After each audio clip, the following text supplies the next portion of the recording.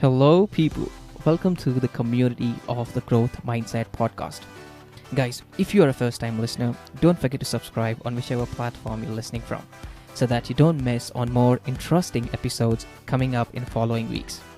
And for our daily listeners, here we are again with a new episode where we will interview another interesting personality from a unique industry and understand how they were able to accomplish this great level of success. Remember, this is a podcast where we learn easy, practical methods and tips that we can implement in our daily lives from the very best and the most successful people known today. Because as we all know, success leaves clues. And we, the people having the growth mindset, will use these clues to create a better, more fulfilling, and a successful life. So, let the growth begin.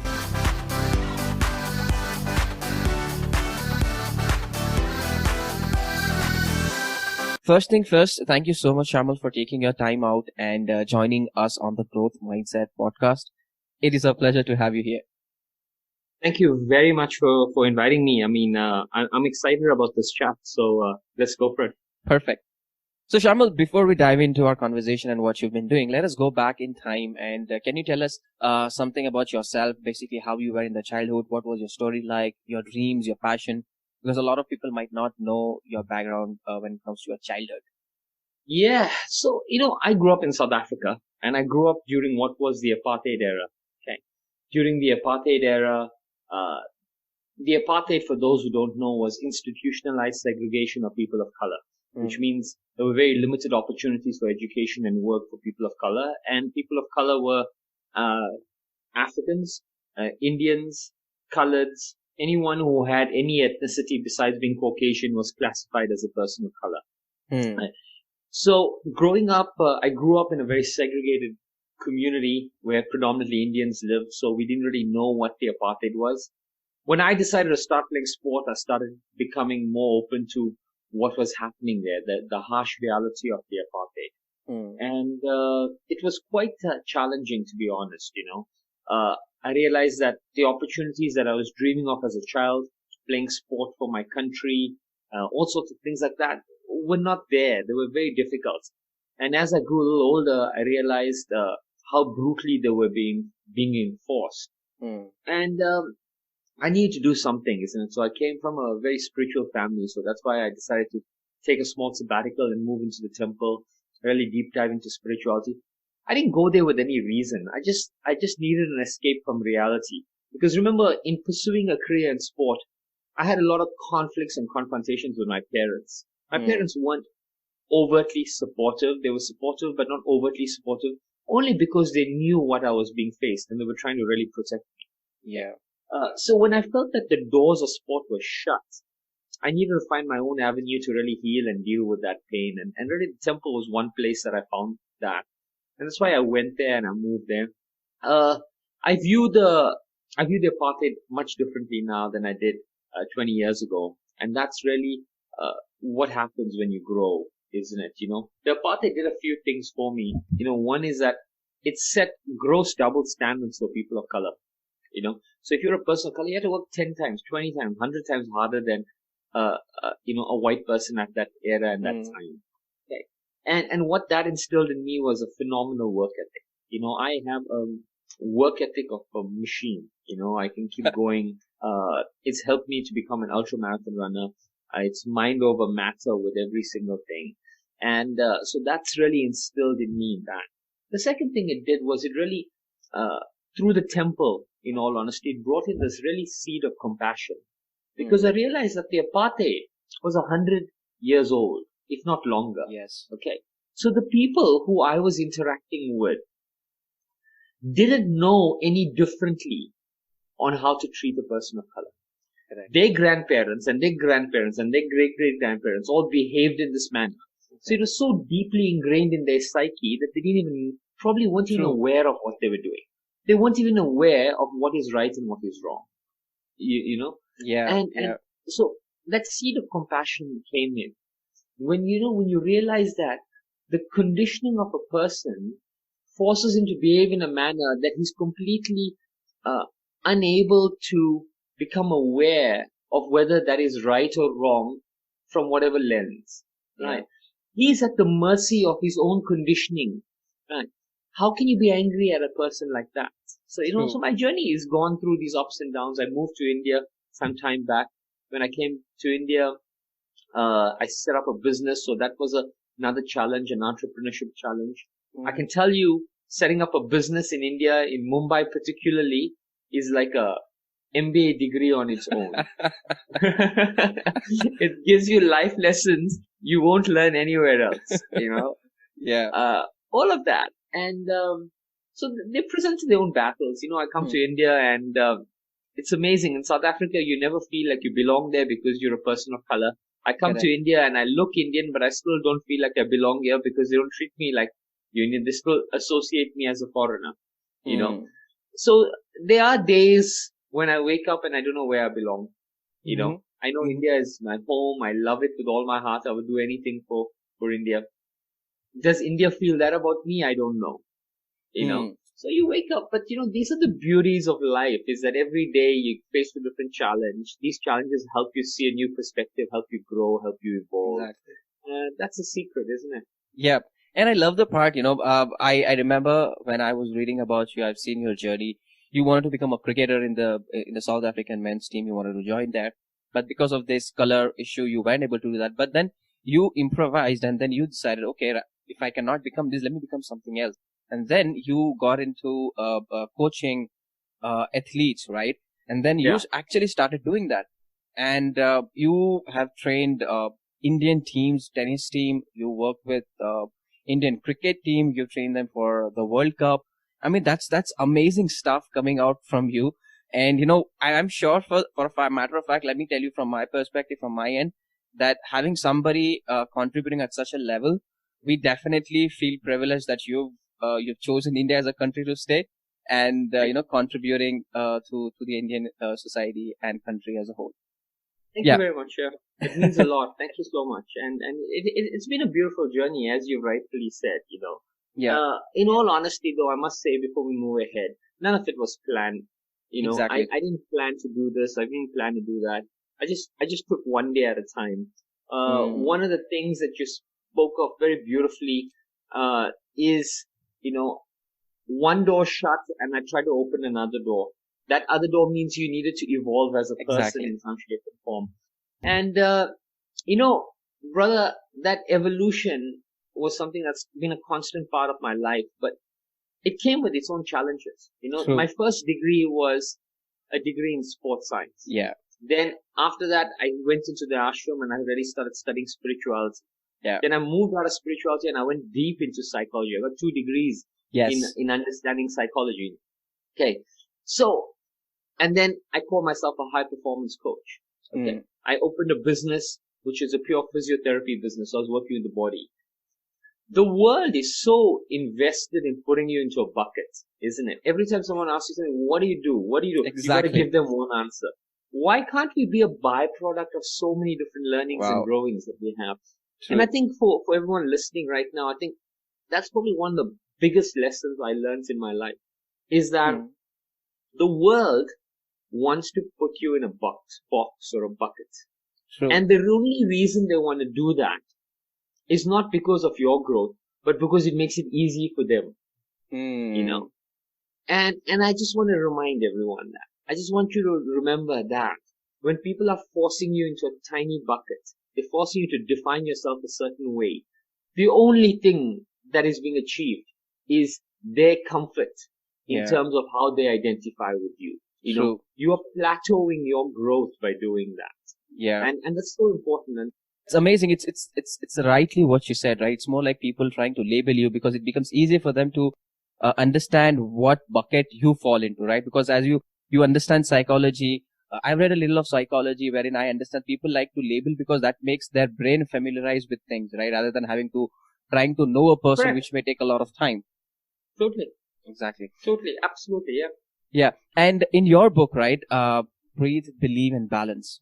Now, I'm very curious to know what these 3 words mean and how did you come up with this idea with these specific words? So, breathing is really for me, is the beginning point of really becoming a mindful person. And throughout my entire book, I speak of mindfulness. So Yes. breathing, using your breath is a way to really still the mind. So that's why the breathe is there. The believe is because I'm a firm believer that anything you want in your life, you can manifest. You can get anything you want in your life. But the starting point of everything is that you have to believe you deserve it. True. Okay. So people sabotage their own manifestations because they don't believe they deserve it. Right? So when you start believing that you deserve what you're asking for, it will come to you. So believe is the second one. And balance is a very, very interesting word for me because I've been studying it for so long.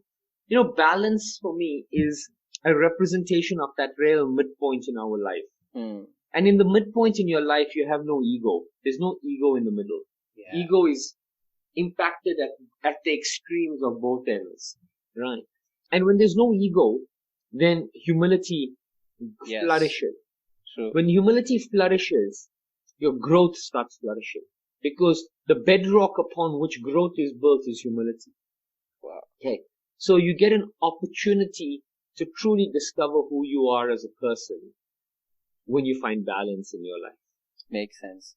And another important thing that even I know, it was a preconceived notion that even I had. I used to think balance is when you're static, right? But while I was reading your book, I actually realized that it does not have to be static. It has to be fluid and dynamic. Means, you can be moving around, but you can be certainly in balance with all areas of your life, which is actually a wonderful idea. Yeah, balance can never be static because everything in your body is evolving and changing.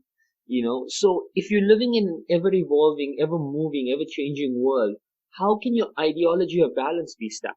Correct. So when you approach it as something that is fluid and dynamic, then you are prepared to evolve and you're prepared to change that equilibrium state in accordance. Exactly. With that. Exactly. Makes sense. Now, talking about the first word, breathe, right? What can people do to make sure that breathing right? Because it all starts from breathing. So what is your practical advice? What can people do? Yeah, so breathing has got really two parts to it, isn't it? It's got the inhalation and it's got the exhalation. And in between the inhalation and exhalation is the holding of your breath, which is called kumbhaka. Kumbhaka is where the power of your breath work really is. Okay. Now, inhalation and exhalation stimulate different parts of your physiology. The inhalation stimulates the sympathetic nervous system, which prepares you for fight or flight. The exhalation stimulates the parasympathetic nervous system, which prepares you to really calm down, relax. It gets rid of that negative cortisol, all of those hormones. It really stills the mind. The exhalation is linked to stimulating what is the prefrontal cortex, where all your rational, good decision making happens. Okay. So when we say breathe, what we're trying to do is we're trying to focus on that exhalation so that we can bring the body to stillness. When you bring the body to stillness, you're able to rationally perceive everything in your mind. You're also able to distance yourself from the emotion, from the narrative. You see, when you are not a mindful person, if you get angry, you're going to react to anger. Exactly. When you're a mindful person, a situation will make you angry. You'll be able to acknowledge that there's an emotion of anger before you decide to react.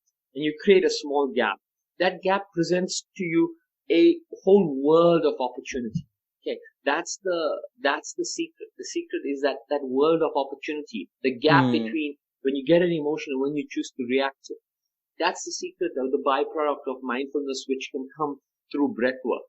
And also the interesting thing about physiology is the more you slow your breath down, the more the thoughts running through your mind drop.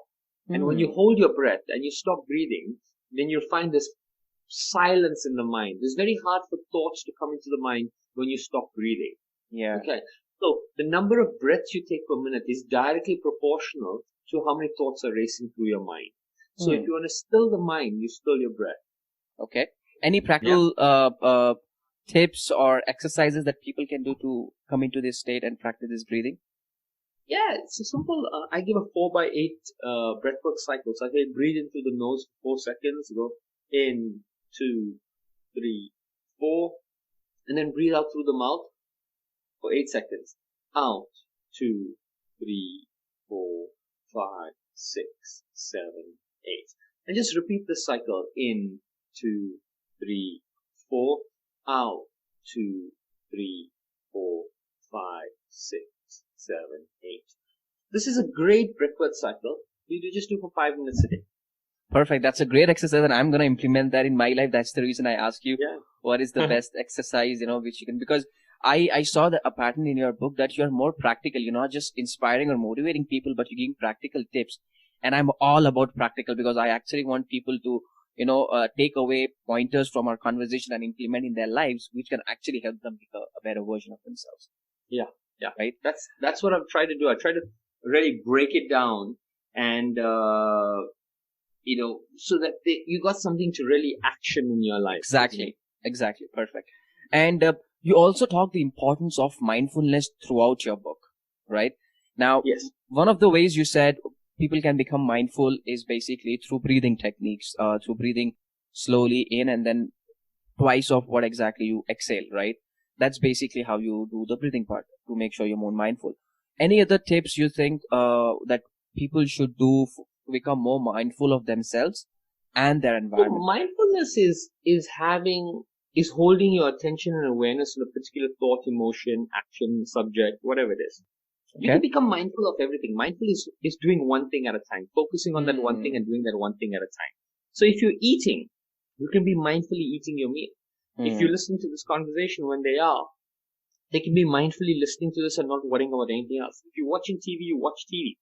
Exactly. If you're writing, you write. Don't multitask. When you multitask, mindfulness goes out the window. Now, mindfulness is so difficult for people because they've spent their whole life really and truly multitasking. Exactly. Right? So they've become masters of multitasking, and multitasking means it's a distracted mind, which is why they struggle to focus. Yeah. I'm totally on the same page with you because I believe that, doing one thing at a time is actually the right approach.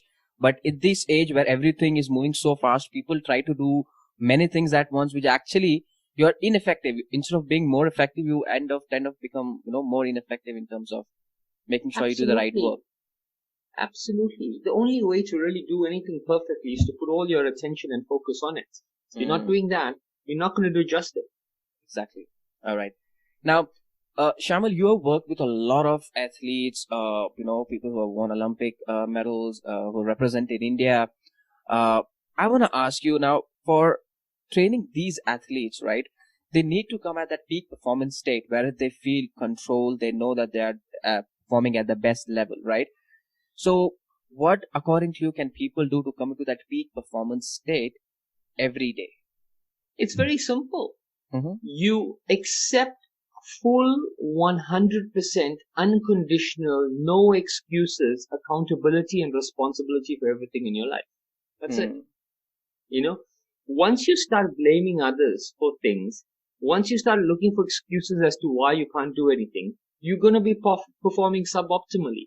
You want to be a winner in any field of your life. You want to be operating in peak performance. You have to take 100% accountability under all conditions, without any excuses and responsibility for every single thing in your life. You adopt this mindset and then you're moving towards excellence every single day. Okay. And also in your book, you talk about your story, right? Like when you trained the Indian cricket team for World Cup, you went back to South Africa and you wanted to apply for a job for South African men's team to coach them, right? But then because of the same issue over again, which happened to you back in your childhood and when you were young, same thing happened again, and that kind of put you off the board because of the racism and apartheid. And then you decided to go to, the temple and start off. But then you channel your energy to the right way. Now, a lot of people also today, maybe, because of uncontrollable circumstances, would be going away from their goals or dreams because of uncertain reasons.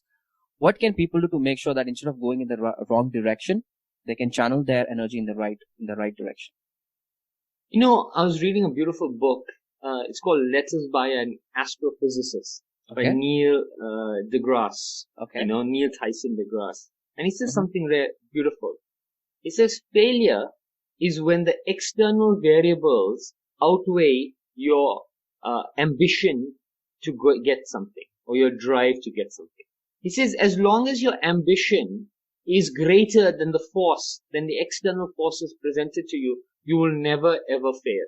Right? Hmm. These are the words of Neil Tyson deGrasse. Hmm. And that's the important thing that people need to remember, right? That there is always going to be external variables that could potentially derail you. Yeah. As long as your will to get there, as long as your ambition, your hunger, your drive is stronger than these external variables, success is just a matter of time, you Hmm. know. But when you allow those variables to overpower your ambition, then you're not going to go anywhere. Yeah. And no amount of motivational talks or courses or books is going to help you. Yeah. Yeah. And I love the part wherein you said the ambition has to be greater than the external circumstances, because I believe when we have that in control, you are more resilient towards going and achieving your dreams, because you know that there is bigger purpose and the reason behind you doing it has a bigger value. Yes. Okay. Aligning purpose is really a matter of knowing who you are. Hmm. When you know who you are, then you know your why. Yeah. Nietzsche says, when you know your why, you can endure anyhow, isn't it? Yeah. So the secret comes back down to the journey of self-discovery, which I talk about in my book. Exactly. I said, when you invest time in knowing yourself well enough, you can align yourself to any purpose. Once you define that why, no matter what the world throws at you, it will never be strong enough. True. Because there's an alignment between who you are and why you're doing what you're doing. True. Yeah, that's the secret. Awesome. Now you work with a lot of high performing athletes, supernatural, superhuman people, right? Now, what is that they are doing something differently compared to, the mediocre or the average people that they're not able to achieve? Any pattern that you've observed in these high performing individuals? There's a few things. The first one is, like I told you, they take 100% accountability and responsibility for their actions. Yeah. The second thing is they fail fast, right? Mm. They are executing so often that failure becomes a part of who they are. And there's a beautiful saying that perhaps highlights this best. This says, the more you try, the more you're going to fail. The more you fail, the more comfortable you will be with failure. The more comfortable you are with failure, the more you will try. The more you will try, the more successful you will be. So the second thing that high achievers have in common is they have no fear of failure. They embrace failure. Failure is their friend. Even Bruce Lee said that before you become a winner, you have to make failure your friend. So that's the second thing. The third thing is that they perceive pressure as a privilege, right? High achieving people thrive under high pressure situations because they know that that's an opportunity for them to get noticed. Right? Yeah. So they're constantly waiting for a high pressure situation. Right? They, in fact, you speak to some great athletes. You talk to a Roger Federer. A Roger Federer wants to play a Rafa Nadal or a Novak Djokovic in a Wimbledon final. He doesn't want to play. He doesn't want them knocked out before that. Yeah. Because it will count as a win, but the win won't be as great. Yeah. And the problem is, in the eyes of the public, you have a lot of questions to answer if you've beaten someone subpar to achieve a title, or you've done, So like I said, they perceive pressure as a privilege. The other interesting thing is that they, we have a saying, which is, there's no greater travesty on earth than getting an opportunity you're not prepared for. So the other amazing thing that athletes do is, we wake up every single day and we practice. We practice exceptionally hard. We push our body, and none of that practice guarantees success. Yeah. Okay. But we approach things from a mindset of, we don't want to get an opportunity we're not prepared for. And that's really the biggest difference between not just novices, but between sport and every other field. I mean hundreds and thousands of corporate people every single day, and all they're doing every day is complaining and bitching about not getting this opportunity and doing that. And I asked them, I said, if you were given this exact opportunity you're complaining about right now, are you mentally, physically, emotionally, spiritually, financially in the position that you need to be to make 100% of that opportunity? Very few of them can actually answer yes to that. And I said, what are you doing wasting your life complaining? Get out there and work, man, because there's no shortcut to that, and that's what I love about athletes. This is why I'll never ever detach myself from the sporting field, because that accountability, that responsibility, that willing to put your body on the line every day, Correct. knowing that this may not guarantee me success, but it gives me the best opportunity of True. success. This is an interesting thing. So that's the one thing you should know. There's no greater travesty on earth than getting an opportunity you're not prepared for. Okay. Yeah. And what else? I mean, there's so many of these lessons, but I think these are the main ones. Yeah. I love the last one which you just said, where you have to be prepared for the opportunity and actually putting in the hours when nobody's watching you. You're coming in, showing up every day, working on yourself so that when the time comes, you may actually go ahead and perform rather than you telling, I'm not getting the opportunity. And when the opportunity is presented to you, you have nothing to bring on to the table. Yeah. One of my old coaches, he's probably, I don't know, where is he coaching now? He's probably coaching in the UK. He coached South Africa for a long time. He coached the Indian cricket team. No, not India. He coached the Sri Lankan cricket team for a while. His name is Graham Ford. All right. Yeah. Graham Ford used to say, it's the unseen hours that pay. In fact, that saying is so deeply ingrained in my psyche because it used to be plastered across the wall in the locker room. It's the unseen hours that pay. And what does the unseen hours that pay means? The unseen hours that pay means that if the team practice is 4 hours, right, it's every minute after 4 hours that starts to count. Wow. Those are the unseen hours. Wow. Okay. So if your work hours are 8 to 5, it's every minute you spend on yourself after 8 to 5. That's the unseen hours. It's the minutes when no one's looking that counts. Right. So we always, our metric for performance, our metric for success is your unseen minutes or your unseen hours. Interesting. So that all boils down to the work ethic that we have and, putting in the extra effort that is required from our end to actually succeed in any field we go forward. All right. You also mentioned about, the achievers craving that high pressure environment, right? Now, being in that high pressure environment is not easy, right? There are eyes on you, intensity. You can feel the intensity of the room, the heat, the pressure. But how can, if you have any practical tips, how can people, if they are in any high performing situations or event, what can they do to make sure that they're able to control themselves, balance themselves, and make the best out of those situations? The only way to do that is to push your body and minds to breaking point every day. That's the only way to do it. Okay. Can I tell you? I mean, we can beat around the bush here, and you can try to come up with a few tips for average people to do this. That space that we are talking about is not for everyone. Yeah. You can write 100 books for it. True. People are just not willing to push their body and mind hard enough to be able to thrive in a high pressure situation. Exactly. There's a reason why there are only a handful of people like this in the world. True. I can give you 100 tips, not they're going to make any difference to anyone. Exactly. Because the truth is that you got to wake up every single day and relentlessly push.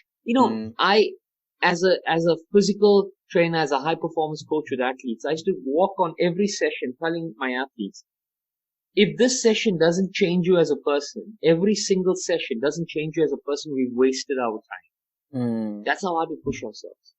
Makes sense. Every single session needs to redefine you. You need to walk off that field a completely different person than when you walked on. Now that psychology, right, is not for everybody. True. That is what differentiates the high achievers from the mediocre, because end of the day, the high achievers actually are the people who are going to put in the hours and are serious about their growth and pushing. A high achiever is measuring himself on a completely different metric for success. True. We're not even using the same metric for success. I had an interview with one of the newspapers 2 days ago, and they were talking about running shoes. And they were talking about Eliud Kipchoge's running shoe, and he ran a sub 2 hour marathon, 1:59:47, even though it was a training run. But he's going to be the first person to break sub 2 in race conditions. Okay, I said Eliud will run a 2:02 marathon. Okay, in the Nike Vapor shoe with the carbon fiber insole that was designed for him, right? Yeah. But if you walk down Linking Road here and you go into a Puma or Adidas and you pick any pair of shoe and you give it to him, he'll run a 2:08 marathon. Exactly. Which is faster than most people will run if they train their whole life. You understand? True. How on earth can you compare in us and any one of them. Exactly. You understand? Exactly. The metric, we're using a different scale altogether. True. And out of all these amazing people that you worked with, like you worked with Sania Mirza, you worked with, I mean, there are so many. When I read the names, I was astonished. I was like, wow. So out of all these people that you worked with, where do you think, the growth that person actually grew to a great extent, and where you actually felt fulfilled that, yeah, man, I've done something amazing in here? Any specific person like that? Yeah, it's tough. It's tough for me to say that. And I get asked this question often, and I rarely ever give an answer. Because the reason why I don't give an answer is because I see myself as one of the spokes in the wheel and not the wheel. You understand? It's very, I try to practice humility. I'm not arrogant enough to say that I did this and that's why that person's there. I am only an instructor. I'm a guide. I'm a facilitator. I am a second pair of eyes that see something that they can't see because they're too close to it. The hard work and the credit will always go to the athlete because they need to do it. True. I can tell the athlete, you know what, you have to wake up at 6 o'clock. My job's done. He has to do it every day. Yeah. I have to tell him, you give up gluten and lactose and you do this. My job's done. He has to do it every day. True. So I'm not a big fan of support staff coming and saying, I've done this here and that's why this guy's great. You gave a piece of advice which in this current day and age you could probably find somewhere on Google. Yeah. Okay. The credit has to go to the athlete who has to do this relentlessly every single day to create that opportunity. And probably one of the best examples of this is you look at Lance Armstrong, who was caught doping and won the Tour de France. Right? Credit, yes, he doped. It gave him a 1% chance, but he did a phenomenal amount of work to be able to get his body to a position to leverage the benefit of that drug. Exactly. If I give you the same drug, you won't be able to run around the block. True. Okay. 100%. Exactly. So that's what people don't understand is that physiologically the body needs to be amped up to a place where that little drug can give you that 0.1% benefit. And when you see a situation like this, you cannot discount the 99.9% of work he's put in. Makes sense. And what about in your personal opinion, since you worked with these guys, any specific person that gave you a lesson, taught you or inspired you personally, anybody like that? A lot of people inspire me. A lot of my cricketers, a lot of my athletes. The one example of a person who I draw a lot of strength and admiration from and for is Sania Mirza, the tennis player. I spent almost 5 to 6 years working with her, and not purely because of her accomplishments purely on the tennis court. She was always tossing between so many lenses. She was India's greatest female tennis player to date. Yes. But at the time when she was at her prime, she was the only real female athlete to speak off in the limelight. So she was dealing with being a Muslim woman. Yeah. She was dealing with being a woman athlete. She was dealing with the fact that sponsorships were not rolling in for female athletes at the time. Yeah. Right? She was dealing with being a beautiful, young, pretty girl. So everyone, that came with its own layer of expectation. True. Dealing with being a celebrity, exactly. Dealing with sometimes the battles between Mahesh Bhupathi and Leander Paes and having to pick sides and choose sides. True. A phenomenal amount of pressure on her on a day-to-day basis, beyond what was needed of her on the tennis court. Exactly. And I used to spend time with her and look and watch all of this, and I was like, man, the amount of mental resilience she has to manage these, just watching her, it was phenomenal to watch her just manage these various lenses, and the mental resilience and strength that she had to deal with it with credibility and integrity. Awesome. That's perfect.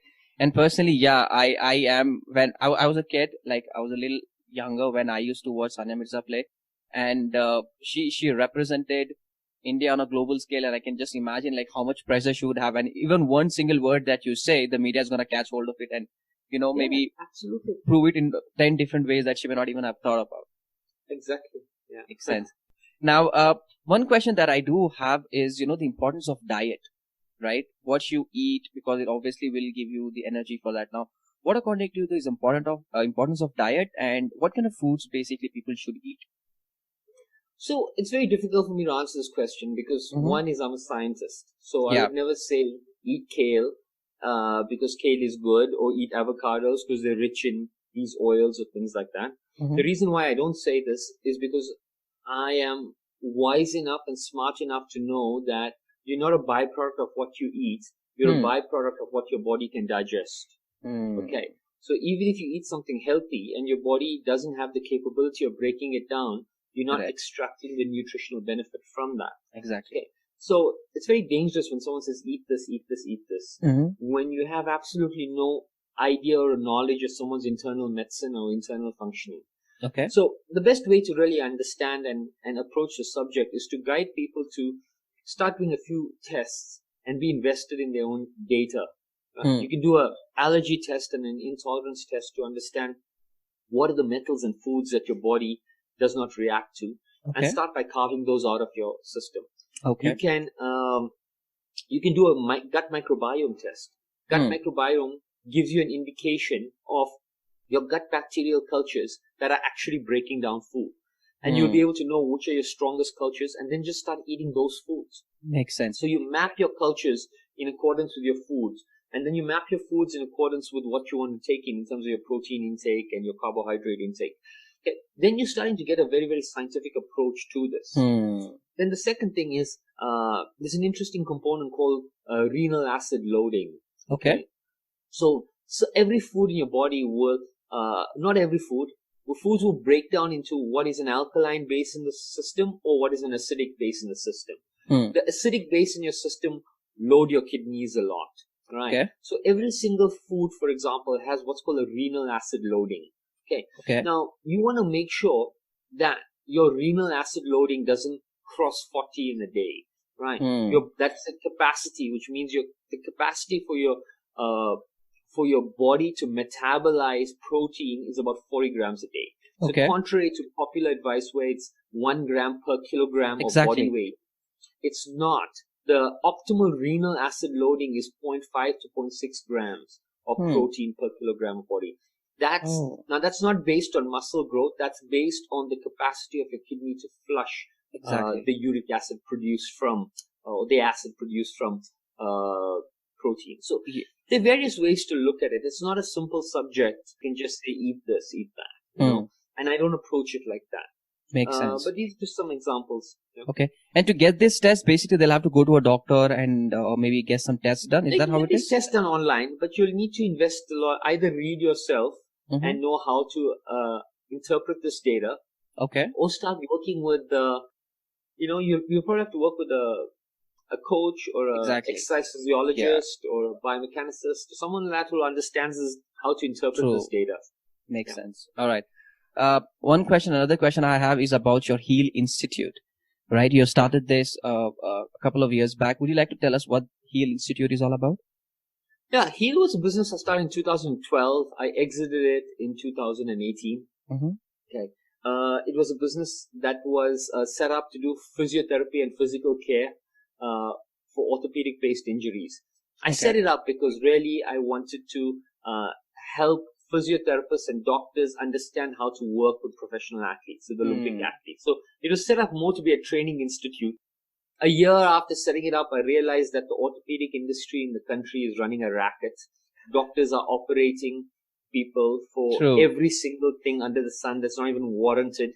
They rarely refer people to rehabilitation. They rarely ever take a conservative approach to pain management, which was for me very unscrupulous. So I started becoming a spokesperson for the physiotherapy industry, even though I'm not a physiotherapist.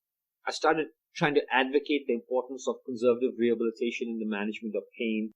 And that grew beautifully over 6 years. I exited in 2018. Okay. And the institute is still working, it's still carrying on, it's going. That's what the HEAL Institute was. And it was really, it was a small initiative on my part to just bring more awareness to non-surgical conservative pain management. That's awesome. I know we're coming to the end of the interview, so I'm going to ask you one last question. This is more to do on, you'll have to imagine yourself going forward 20, 30 years from now, right? And imagine you could give two advices to your kids. Okay, now you're on your deathbed, you've lived an amazing life, you've helped a lot of people, inspired people, motivated people, but now it's a time for you to impart and give two practical advice to your kids to lead a happy, fulfilling, and a successful, satisfied life. So what those two advice will be from you? That's interesting. The first advice I'll tell them is travel as much as you possibly can. Okay. And the second piece of advice I'll tell them is that it's easier to ask for forgiveness than it is to ask for permission. Interesting. Awesome. Perfect. And Shayamal, thank you so much, for taking your time out and joining us on the podcast. It was a pleasure talking to you. Thank you very, very much. It was an honor to be here, and look forward to speaking again soon. Yeah, take care. Thanks a lot. This brings us to the end of this episode, and hope you at least had one takeaway from this interview. If you have any questions or want to talk to me personally, you can find me at www.silawatirshad.com. See you soon.